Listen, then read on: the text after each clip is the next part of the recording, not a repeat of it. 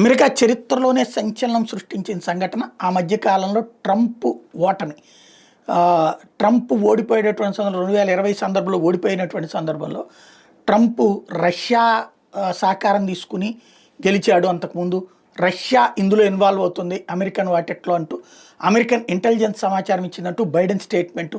దేశవ్యాప్తంగా రకరకాలైనటువంటి గొడవలు సృష్టించడం, ఆ టైంలో ఇంటెలిజెన్స్ డిపార్ట్మెంట్ కూడా అదేవిధంగా వ్యవహరించడం, ట్రంప్ను ఒక రకంగా శత్రువులాగా చూడటం, ట్రంప్ని జైల్లో పెట్టడానికి ప్రయత్నాలు చేయటం, ఈ మొత్తం వ్యవహారం మీదన ఇప్పుడు ట్రంప్ ప్రభుత్వం వచ్చాక విచారణకు ఆదేశిస్తే తులసి గబార్డ్ ఎవరైతే వాళ్ళ నేషనల్ సెక్యూరిటీ అడ్వైజర్,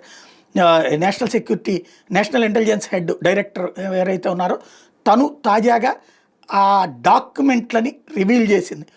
ఓవరాల్గా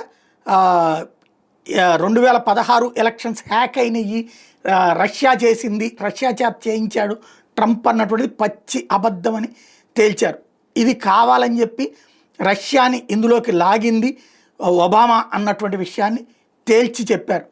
అట్లాగే ఓవరాల్గా ఫేక్ ప్రాపగాండాకి పెద్ద ఎత్తున ప్రచారానికి పాల్పడింది ఆనాడు సహకరించినటువంటి వాళ్ళు ఎవరు బైడెన్కి అంటే ట్రంప్ అడ్మినిస్ట్రేషన్ ఉండగానే సహకరించిన వాళ్ళు ఎవరు, లాంగ్ స్టాండింగ్ అట్లాంటి ప్రచారాన్ని తీసుకొచ్చినటువంటి వాళ్ళు ఎవరు ఇంటెలిజెన్స్లో కానీ ఇతర విభాగాల్లో కానీ అంటే సోరోస్ టీం, వాళ్ళందరి సంగతి తెలుస్తాం, వాళ్ళందరి మీద కఠిన చర్యలు తీసుకుంటామని ప్రకటించారు.